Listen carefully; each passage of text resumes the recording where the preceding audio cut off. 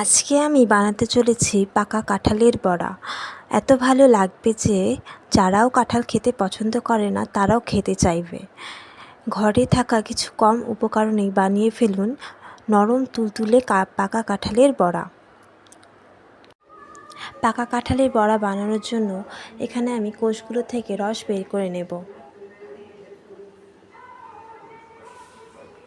রস বের করে নিয়েছি। এখন আমি একটি অন্য পাত্র নিয়ে নেব। তার মধ্যে আমি রসটিকে ঢেলে নেব। আমি তার মধ্যে 1 কাপের মতো চালের গুঁড়ো দিয়ে দিচ্ছি, আর তাতে দিয়ে দেব আধা কাপের মতো ময়দা,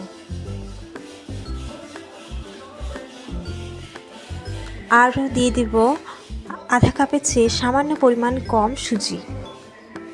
দিয়ে এগুলোকে ভালো করে আমি মিশিয়ে নিচ্ছি। ভালো করে মিশিয়ে নেওয়ার পর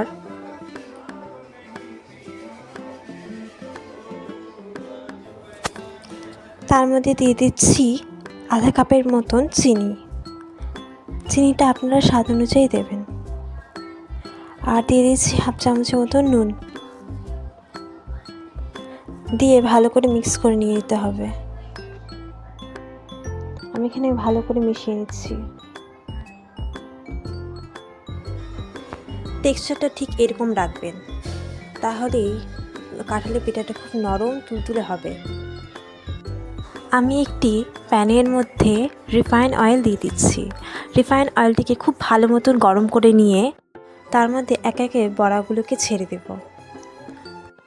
তেলটিকে গরম করে নিয়ে মিডিয়াম আঁচে ভেজে নিতে হবে, তবে লো ফ্লেমে দিয়ে ছাড়বেন না, তাহলে বড়াগুলিতে তেল টেনে নেবে। বড়াগুলি ছাড়ার পর মিডিয়াম আঁচে রেখে দিতে হবে।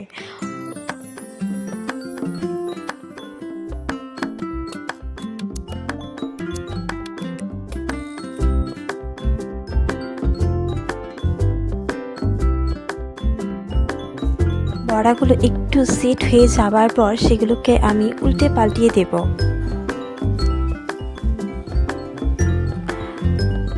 আরেকটি সময় আমি ভেজে নিচ্ছি। ভাজা হয়ে গেছে, এখন এটিকে আমি নামিয়ে নেব।